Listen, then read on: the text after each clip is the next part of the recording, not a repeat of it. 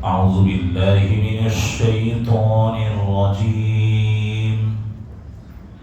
بسم الله الرحمن الرحيم. هدى للمتقين.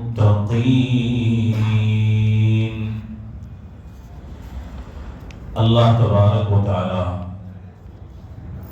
فرماتے ہیں کہ یہ یقین سے بھرپور کتاب، یہ معزز و مکرم کتاب جو ہے، یہ تقوی والوں کے لیے ہدایت ہے، ڈرنے والوں کو رستہ بتاتی ہے۔ تو جو لوگ اللہ تبارک و تعالی سے ڈرنے والے ہیں اور جو حق کو قبول کرنے والے ہیں، ایسی اچھی صفات والے لوگوں کے لیے اللہ کی کتاب ہدایت ہے، ان کو رستہ دکھاتی ہے، جنت کا رستہ دکھاتی ہے۔ تو اس کو منطقی اصول کے مطابق ہم دیکھیں اور سمجھنا چاہیں تو اس طرح بھی سمجھ سکتے ہیں کہ دنیا میں مختلف قسم کے فائدے ہیں۔ آپ دیکھیے، اللہ نے کوئی ایک چیز نہیں رکھی ہے کہ آپ کو وہیں کام کرنا ہے، اسی سے فائدہ اٹھانا ہے۔ مختلف قسموں کے فائدے ہیں اور ہر فائدہ اس کو ملتا ہے جو اس فائدے کو حاصل کرنے کی صلاحیت رکھتا ہو۔ مثلا ابھی عید کا موقع ہے، آخری عشرہ کل سے سٹارٹ ہو جائے گا، تو عید کے موقع پر لوگوں کو نئے کپڑے چاہیے۔ حالانکہ یہ کوئی ضروری نہیں ہے نئے کپڑے، دھلے ہوئے صاف ستھرے کپڑے یہ کافی ہے۔ جو جمعہ کے لیے شرط ہے وہی ہے، عید کے لیے بھی ہے۔ مگر ایک فیشن بن گئی ہے، رسم ہے کہ نئے کپڑے پہننے۔ تو درزی جو ہے، درزی وہ کپڑے سلتا ہے،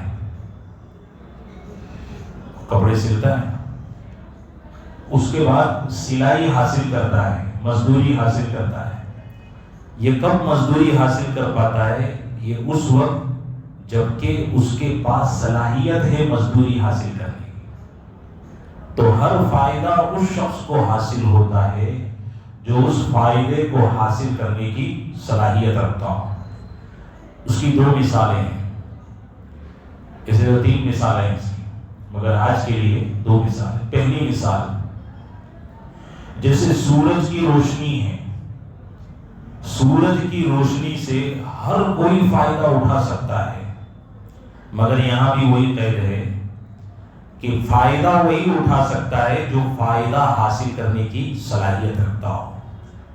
اندھا ہے، آپ بتائیے کہ سورج اگایا، دن روشن ہو گیا، مگر اندھے کو سورج کی روشنی سے کوئی فائدہ نہیں، کیونکہ وہ اس روشنی سے فائدہ حاصل کرنے کی صلاحیت نہیں رکھتا ہے۔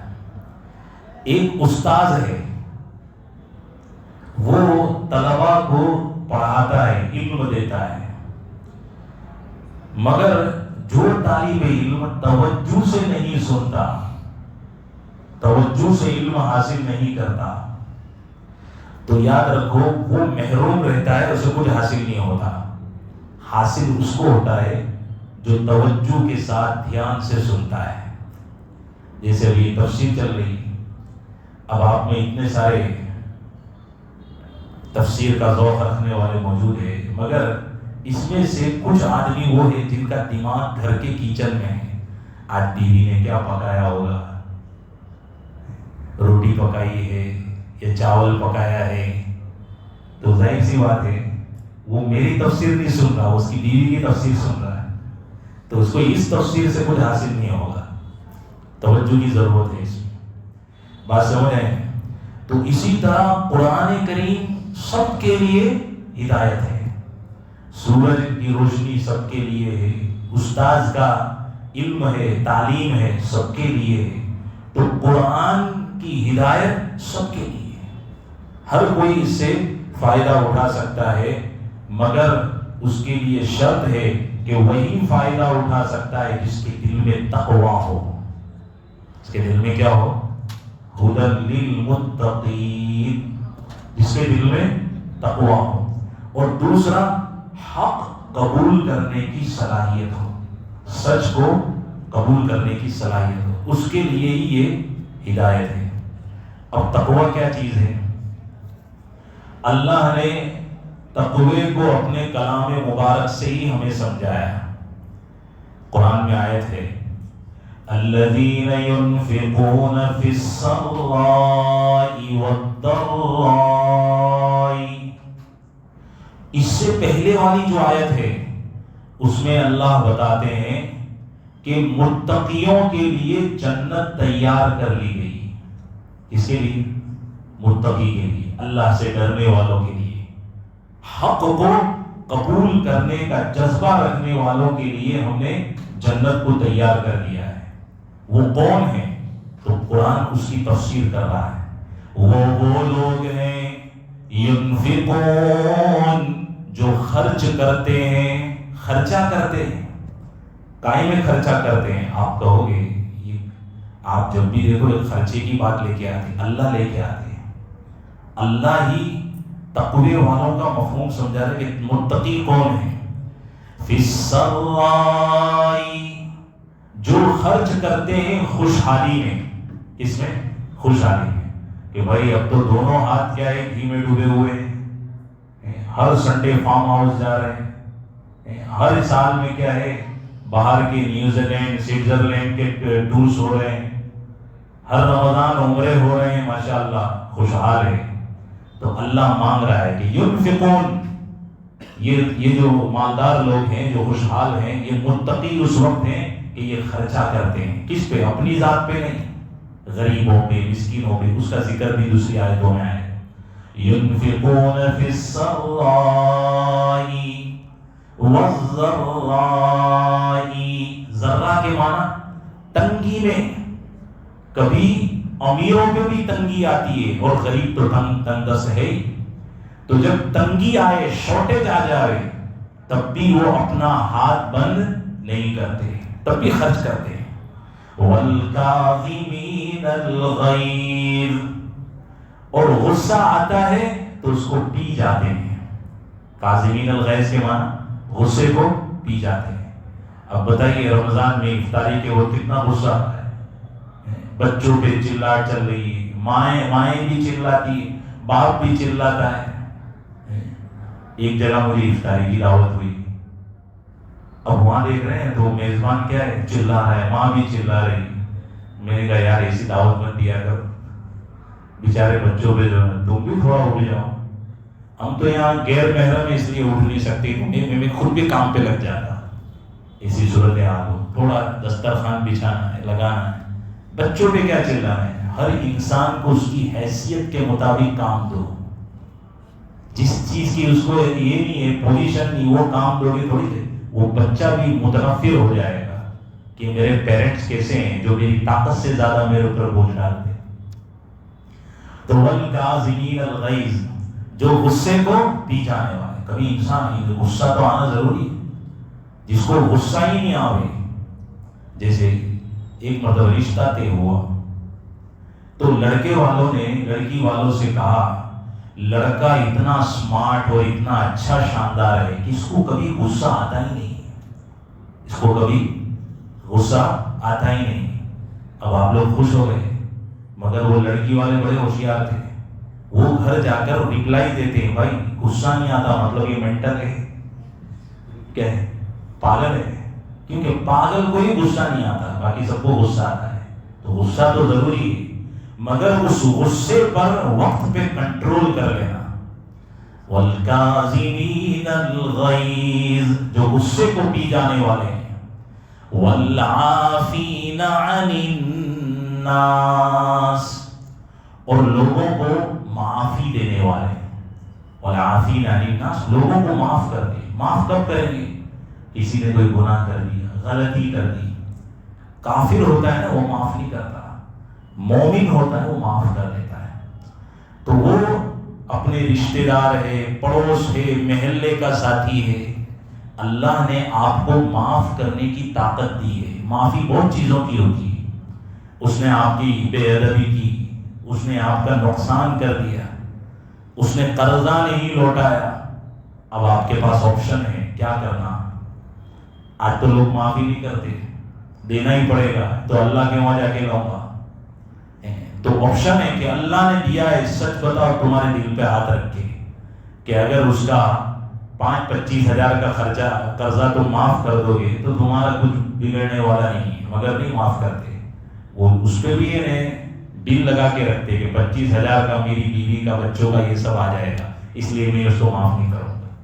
والعافین عن الناس واللہ یحب المحسنین۔ اور اللہ ایسے شاندار کام کرنے والے، کیسے شاندار کہ خوشحالی میں بھی خرچہ کر رہے ہیں، شارٹیج میں بھی خرچہ کر رہے ہیں، ہاتھ بند نہیں ہوتا۔ بہت سے لوگ دیکھے آپ نے کہ تنگی آتی ہے تو وہ ان کی ذمہ داری ہے اپنی بیٹیوں کا دھیان رکھنا ہے، بیٹے کا دھیان رکھنا۔ خیر بیٹے کا تو ہر کوئی دھیان رکھتا ہے، میرا وارث ہے، مگر بیٹی تو اس کا دھیان رکھنا، بیوی کا دھیان رکھنا، بہو ہے اس کا دھیان رکھنا۔ بھائی تم گھر کے بڑے ہو تو تھوڑی سی شارٹیج آتی ہے تو پورے ہاتھ نیچے اتار لیتے ہیں، حالانکہ خرچ کر سکتے ہیں، ایسا نہیں، پر ان کے یہاں کوئی نظام، بندوبست، انتظام کچھ ہوتا نہیں، ایک دم ہاتھ کھینچ لے، بیچارے وہ بے سروپا ہو جاتے ہیں، ان کو سمجھانے جانا پڑتا ہے، حضرت ایسا مت کرو، آپ یوں بھی کر سکتے ہیں، آپ یوں بھی اس کا حساب لگا سکتے ہیں۔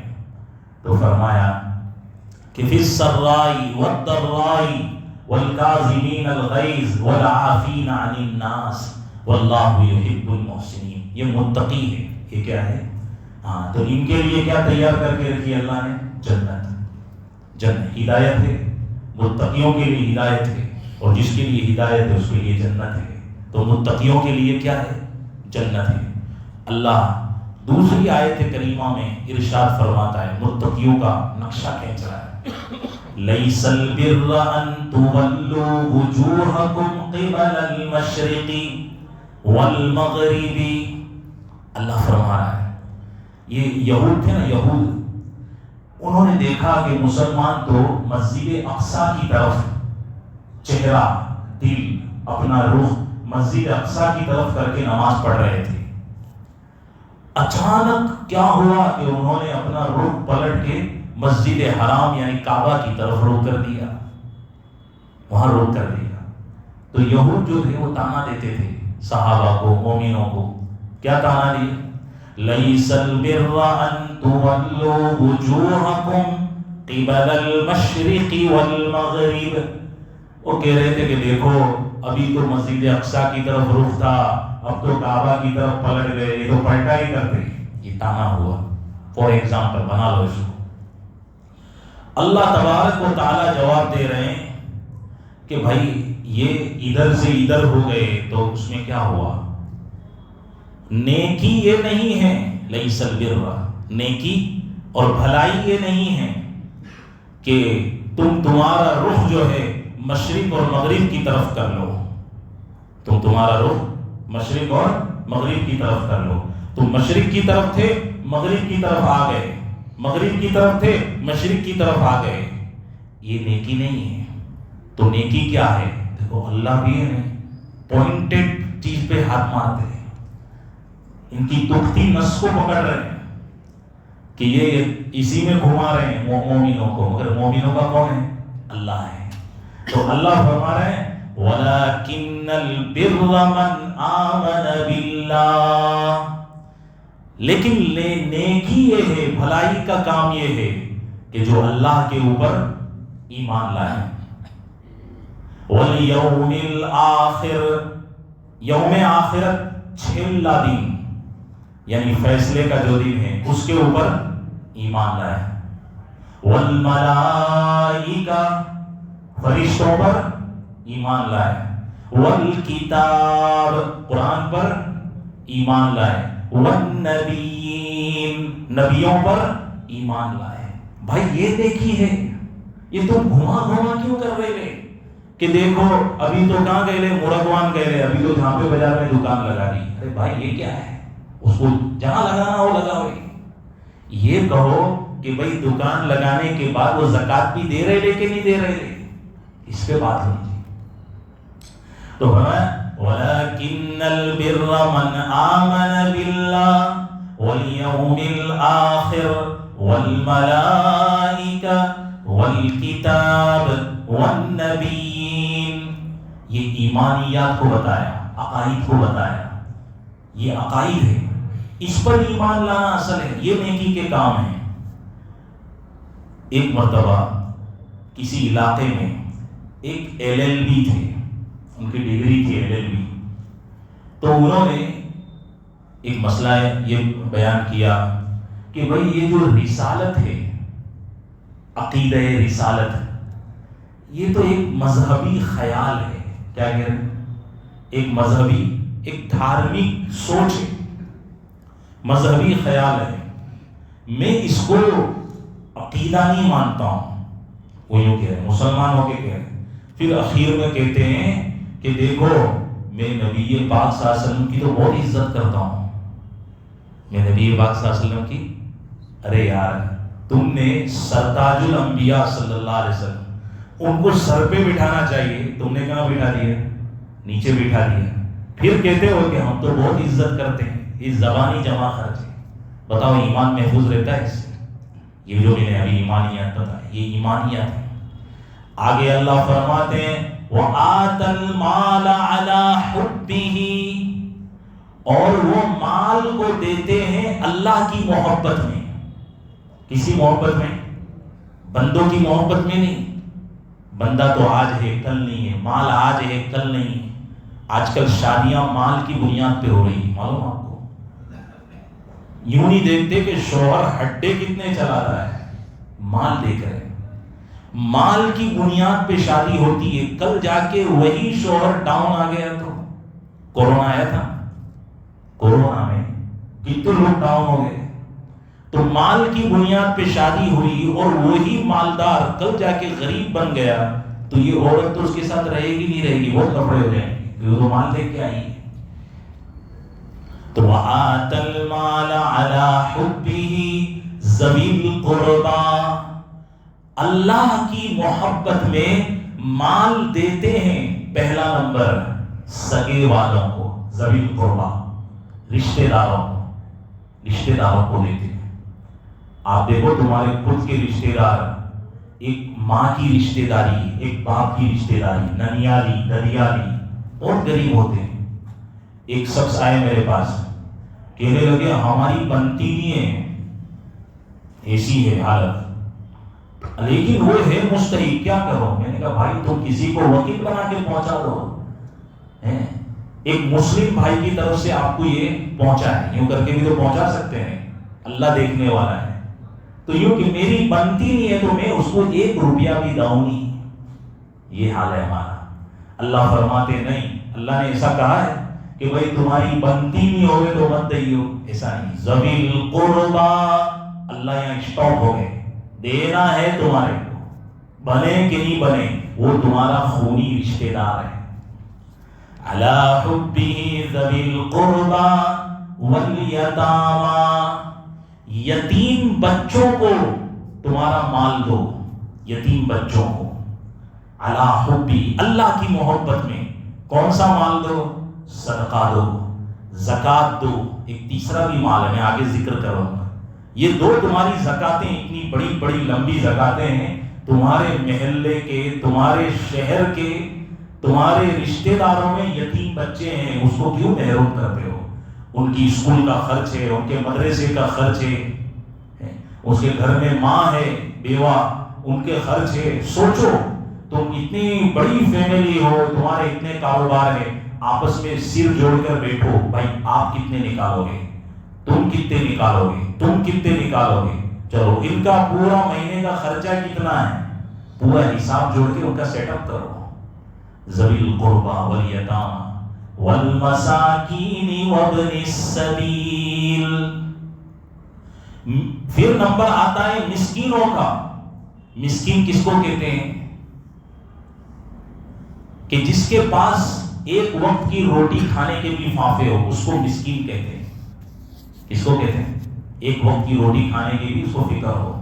والمساکین، آج کل کیسے ہیں؟ آج کل روٹی مل جاتی ہے، مین مسئلہ ہوتا ہے لائٹ بل، گیس بل، رینٹ پہ ہے تو بھاڑا، مینٹیننس ہے.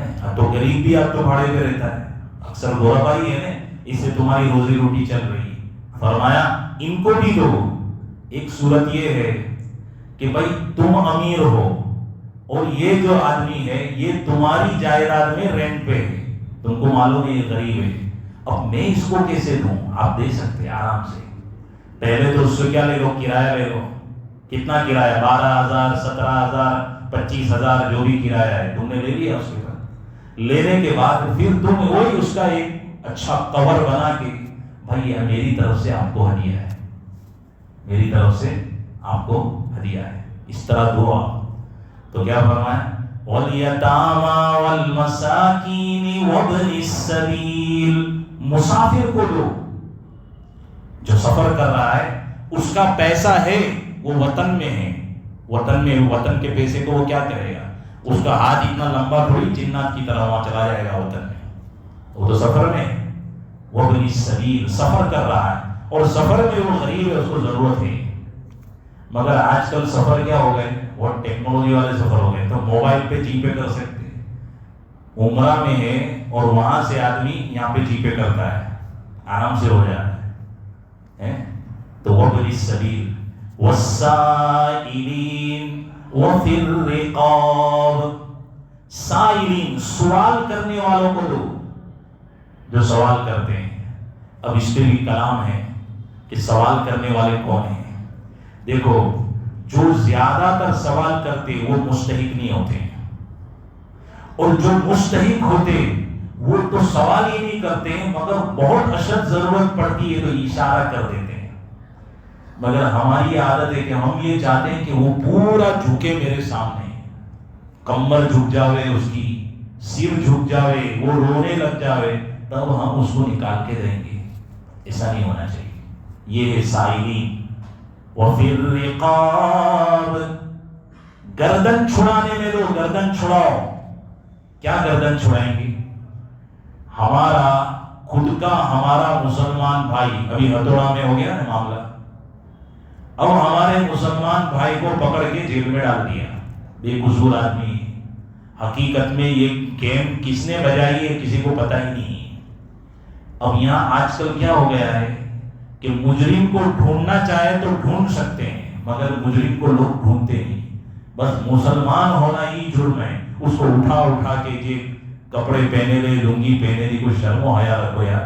اس کو کپڑے تو پہننے دو، کپڑے زینت ہے انسان کی، اس کی غیرت ہے، شرم ہے. بس اس کو اٹھا کے کالر سے پکڑ کے جیل میں ڈال دیتے ہیں. اب وہ جیل کے اندر قید ہے، اس کو چھڑانا ہے. چھڑانے کے لیے پیسے مانگے جاتے ہیں، گھوس، رشوت. کتنے بندے؟ بڑے 8 بندے اندر بڑے صاحب سے بات کری، کام ہو جائے گا، آپ کو 10 لاکھ دینے پڑیں گے، تو یہ تمہاری زکات اس میں لگاؤ. جمعیت علماء اس پہ کام کرتی ہے، صحیح جینیون ہے. دیکھو تنظیم بھی مت دیکھو، آدمی دیکھو کام کرتا ہے نا، کہ کھا تو نہیں جائے گا. تو جینیون آدمی ہے، تم پیسے دے دو اور ان سے کہو کہ بھائی چھڑائے کہ نہیں چھڑائے. وہ پھر رقاب، قرضے میں کوئی مبتلا ہے، اس کی بھی گردن کیا ہے؟ رسی کا پھندا ہے، قرضے کا پھندا ہے.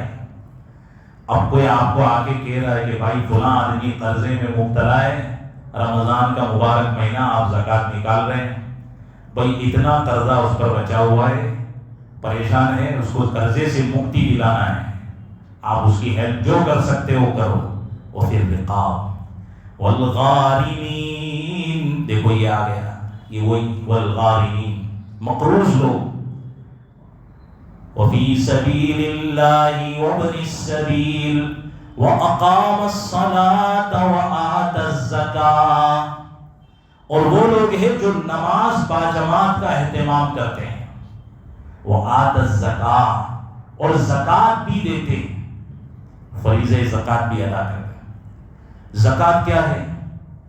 کہ بھائی تمہارے اوپر پورا سال گزرنے کے بعد 52.5 تولہ چاندی نصاب فائنل ہے. سونے کا بھی نصاب ہے، لیکن عموماً جو نصاب اکثر لوگوں کو بن جاتا ہے وہ 52.5 تولہ چاندی کی قیمت ہے. اتنا آج کے دن آیا اور آنے والے سال میں آج کے دن تک ایسا ہی پڑا رہا، استعمال ہی نہیں ہوا، تو اس پر 28% زکوٰۃ ہے.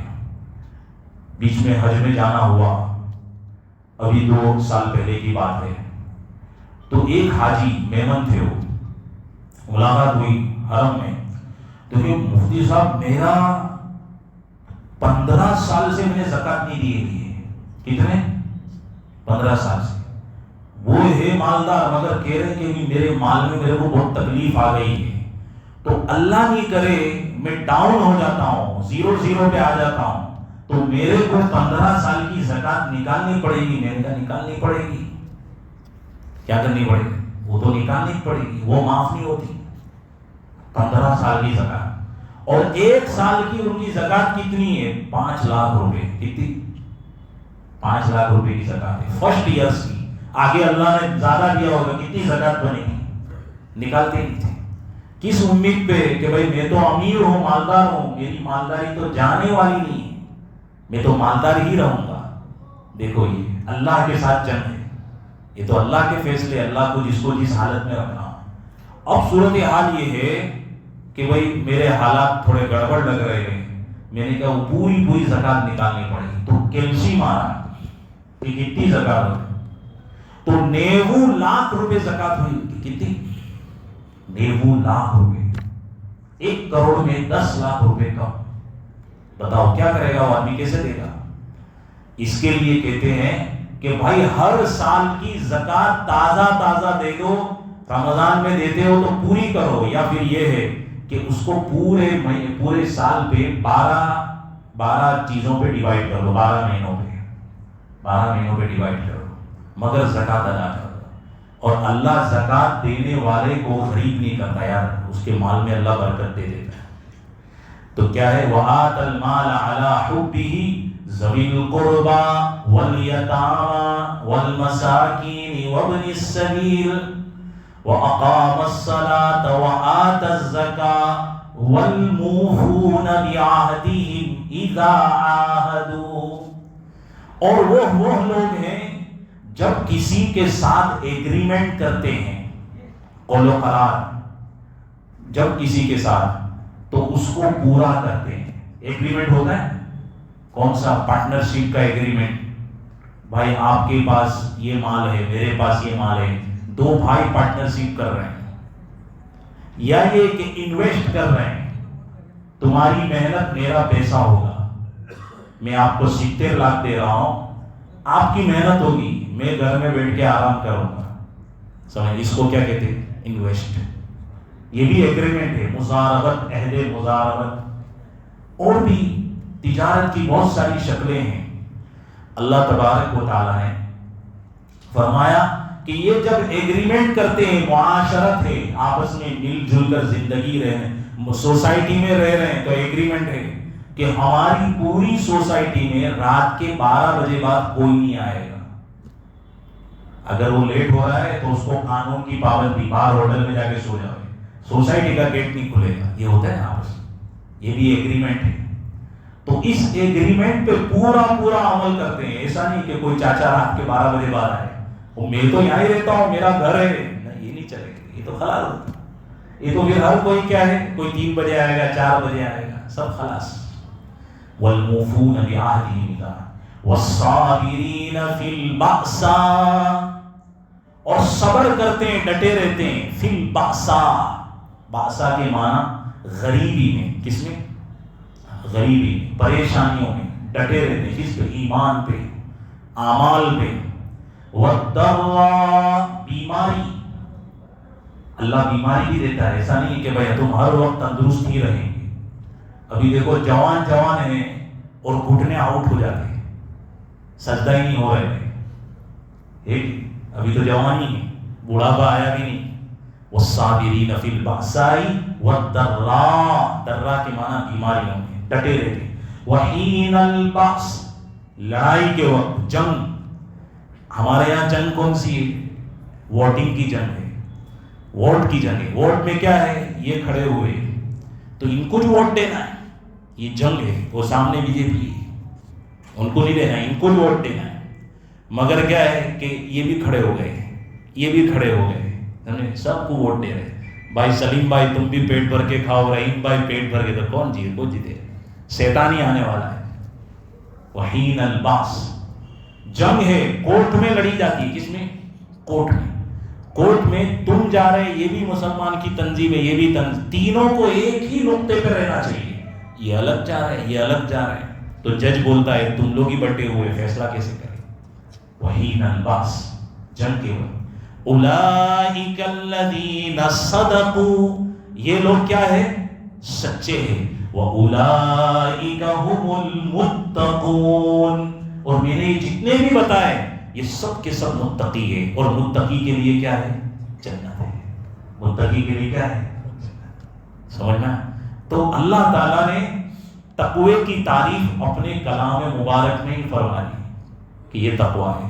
حدیث سے بھی سن لو، نبی پاک صلی اللہ علیہ وسلم نے حضرت ابو ذر غفاری رضی اللہ تعالیٰ عنہ، صوفی صحابی ہے. کیسے؟ صوفی، اللہ والے صحابی تھے.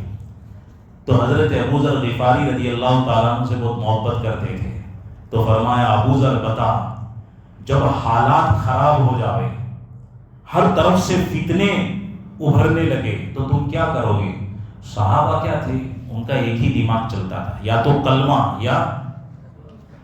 تو فرمایا یا رسول اللہ تلوار نکال لوں گا. تو نبی کریم صلی اللہ علیہ وسلم نے فرمایا نہیں، ایسا نہیں کرنا. اس وقت تم اپنے امیر کی اطاعت کریو. کس کی؟ اپنے امیر کی. یہ تبلیغی جماعت کا امیر مراد نہیں ہے، یہ مسلمانوں کا امیر مراد ہے، امیر المؤمنین. اس کی اطاعت کریو، اگرچہ وہ امیر المؤمنین کالا حبشی، کالا کلوٹا ہوئے. یہ کیوں کہا؟ لوگ گورے کو بہت پسند کرتے اور کالے کو کون جانے کیوں، اس کو کچھ لائق ہی نہیں سمجھتے. اس لیے اللہ کے نبی نے کہا کہ وہ حبشی ہو، کالا بھی ہو، لیکن تمہارا امیر ہو تو تم اس کی بات مانی ہو. آج مسلمانوں میں اپنے امیر کی بات سننے کے جذبے نہیں ہیں، سب اپنے اپنے حساب سے ہی چلتے ہیں. ہم ایک ہے ہی نہیں اجتماعیت کے ساتھ. یہ بات ہے. پھر اللہ کے نبی صلی اللہ علیہ وسلم نے فرمایا ابو ذر میں کچھ نصیحت کرنا چاہتا ہوں. تو انہوں نے فرمایا نعم یا رسول اللہ، جی جی یا رسول. پھر وہ دن گزر گیا، کچھ نصیحت کری نہیں. پھر دوسرے دن ابو ذر نظر آئے مسجد نبوی میں، تو محبت سے کہا ابو ذر کچھ نصیحت کرنا چاہتا ہوں، عمل کریے اس پہ. تو حضرت ابو ذر نے کہا نعم یا رسول اللہ. وہ دوسرا دن بھی کیا ہو گیا؟ گزر گیا. جیسے تمہاری نظر گھڑی کے اوپر ہے کہ 27 گزر گئے، 28 آ گئے، تو ایسے ہی وہ دوسرا دن بھی کیا ہو گیا؟ گزر گیا. پھر تیسرے دن فجر کی نماز میں دکھے نبی کریم صلی اللہ علیہ وسلم نے ابو ذر کو دیکھا. اللہ کے نبی کو بہت سارے کام ہوتے تھے، تو ہو سکتا ہے وہ محبت میں اتنا تو کہہ رہے تھے. پھر ابو ذر وہ بہت صوفی تھے، بھولے بہت تھے، تو بھولے انسان سے محبت بہت ہوتی ہے ہمیشہ یاد. تو پھر جا کر کہا ابو ذر کچھ نصیحتیں کرنا جو اپن یاد رکھی ہو. انہوں نے کہا جی یا رسول اللہ. پھر وہ تیسرا دن بھی کیا ہو گیا؟ ایسے 6 دن گزر گئے. کتنے؟ 6 دن. چھٹے دن نبی پاک صلی اللہ علیہ وسلم نے کہا کہ اب تو مجھے بتا دینا چاہیے، اور فرمایا کہ اس پر عمل کرتے رہنا. اس میں پہلی نصیحت، تفسیر نہیں کروں گا، صرف بتا دیتا ہوں، انشاءاللہ 10 دن ہے اپنے پاس. پہلی نصیحت یہ ہے کہ اے ابو ذر، ظاہر میں بھی اور اندر میں بھی تقوی اختیار کریے. پہلی نصیحت کیا ہوتا ہے؟ ایسا نہیں ہو جیسا تمہارا باہر والا چہرہ ہے تمہارا اندر والا چہرہ بھی سیم ہونا چاہیے. ایسا نہیں ہے کہ ظاہر میں تم تو الگ ہے ماشاءاللہ اور اندر کی دنیا تمہاری پوری کیا ہے؟ الگ. یہ منافقت ہے. یہ کیا ہے؟ ایسا نہیں ہونا چاہیے. تم باہر سے نیک ہے تو اندر سے بھی نیک ہونے چاہیے. آج آپ کو میں بتاؤں سب سے زیادہ دھوکہ دھڑی کے کام ہمارے یہ داڑھی ٹوپی والے کرتے ہیں. آپ کو پتا ہے بہت کیسز آتے ہیں، ریئل بتا رہا ہوں. لوگ بتاتے ہیں کہ اس نے ایسا کرا، اس نے ایسا. یہ اس لیے دیکھو، اور فرمایا اس کو کبھی چھوڑنا مت. آپ اگر 2 روٹی کھا سکتے ہو نا چٹنی کے ساتھ کھا لو، مگر گبن مت کرو۔ اور ایسے ایسے فحش کام کرتے ہیں، کام والیاں بیچاری غریب ہوتی ہے، تو مانگتی ہے تو بولے مانگو مت، تو وہ کام کرنے گھروں میں جاتی ہے تو پھر اس پہ بھی نیت خراب کرتے ہیں۔ ایسے ایسے اچھے لوگوں کی ایسی رپورٹیں آتی ہیں۔ نمبر 2، فرمایا یا ابا ذر، جب بھی گناہ کرو، دیکھو گناہ ہوگا، اگر تم میں سے کوئی میرے کو یوں کرے گناہ نہیں ہوتا ہے تو پھر کیا وہ فرشتہ ہے؟ فرشتے تو اللہ نے پہلے سے پیدا کر رکھا، گناہ ہوتا ہے یاد رکھو۔ اگر گناہ ہو جائے تو گناہ کے بعد فوراً نیکی کا کام کرو۔ کیا فرمایا؟ گناہ کے بعد آپ سے گناہ ہو گیا، فوراً نیکی کا کام کرو۔ یہ دوسری نصیحت، یہ تقوی میں آتی ہے۔ تیسری، اے ابو ذر، کسی بھی مسئلے میں کوئی معاملہ 5 آدمی کے سامنے گڑبڑا جاوے تو جج مت بنی ہو۔ کیا فرق ہے؟ ڈیڑھ اپنے آئے ہوتا ہے، ڈیڑھ ہوشیار مت بنی، جج مت بنی ہو، فیصلہ مت کریے، سوچیو کیا کرنا ہے، میں جواب دیتا ہوں، سوچ، جج مت بنی ہو۔ کتنی باتیں تھی؟ چوتھی، اے ابو ذر، کسی کی امانت اپنے پاس مت رکھی ہو۔ کسی کی امانت، دیکھو کتنی آپ گہرائی سمجھو، ایسا بھی نہیں مت رکھو، لیکن اس کے بھی فائدے، مگر ایسے لے کے تم نے رکھ لی، کل آ کے بولے گا 2 کروڑ تھے، کیا کہو گے؟ کسی کی امانت اپنے پاس مت رکھی ہو۔ نمبر آخری 5ویں ہے، کسی سے سوال مت کریو۔ سوال سمجھ، کسی سے مانگیو، سوال مت کریو۔ یہاں تک کہ ابو ذر تم تمہارے گھوڑے پر بیٹھے ہو، اس کی لگام نیچے گر جائے تو تم خود اتر کے اٹھا رہی ہو، مگر کسی سے سوال مت کرو۔ یہ ہے متقی۔ یہ کیا ہے؟ متقی۔ ان کے لیے قرآن ہدایت ہے۔ اللہ ہمیں عمل کی توفیق عطا فرمائے۔ مختصر دعا کرو۔ اللہم صلی علی محمد وعلی آل محمد وبارک وسلم۔ ربنا ظلمنا انفسنا وإن لم تغفر لنا وترحمنا لنكونن من الخاسرين۔ لا الہ الا اللہ، نستغفر اللہ، نسألک الجنہ ونعوذ بک من النار۔ الہ العالمین ہمارے گناہ معاف فرما دے۔ اے اللہ یہ دوسرا عشرہ بھی اب ختم ہو جائے گا، اے اللہ تو اپنے فضل و کرم سے ہماری مغفرت فرما۔ اے اللہ ہماری مغفرت فرما، اے اللہ ہمیں معاف فرما، اے اللہ ہماری توبہ کو قبول فرما۔ اے اللہ آخری عشرہ آگ سے بچنے کا ہے، اے اللہ ہم سب کی جہنم سے حفاظت فرما دے۔ اے اللہ جنت میں دخول اولی ہم کو نصیب فرما۔ اے اللہ یہ دنیا چٹنی کے ساتھ بھی گزر جائے گی، اور اے اللہ یہ دنیا خوشحالی میں بھی گزر جاتی ہے۔ اے اللہ مرنے کے بعد دونوں مالدار اور غریب دونوں کی کھوپڑی برابر ہو جاتی ہے۔ اے اللہ اصل تو اعمال ہے، اے اللہ ہمیں اعمال والی زندگی عطا فرما۔ رب کریم اعمال والی زندگی عطا فرما۔ اے اللہ ہمارے ایمان کو سچا بنا دے، اے اللہ منافقت ہمارے دلوں سے ختم فرما۔ اے اللہ ہمارے اعمال صحیح بنا دیجئے، ہم میں تقوی ڈال دیجئے، اے اللہ غیرت اور شرم ڈال دیجئے، اے اللہ اخلاق ہمارے سینوں میں پیدا فرما۔ رب کریم ہماری دعا کو اپنے فضل سے قبول فرما۔ اے اللہ بہت سے لوگ بیمار ہیں، اے اللہ سب کو شفاء کاملہ عاجلہ دائمہ مستمرہ نصیب فرما۔ اے اللہ اس مجمع میں بھی بہت سے بیمار ہیں، اللہ سب کو شفا عطا فرما۔ اے اللہ ضرورت مند ہے، حاجات والے ہیں، اللہ ہم سب کی حاجتوں کو اپنے خزانے سے پورا فرما۔ اے اللہ مقروض ہے، اے اللہ ان کے قرضوں کو تو ادا فرما۔ رب کریم ہماری اس دعا کو نبی پاک صلی اللہ علیہ وسلم کی برکتوں سے قبول فرما۔ وصلی اللہ علی النبی الکریم محمد وآلہ وصحبہ اجمعین برحمتک یا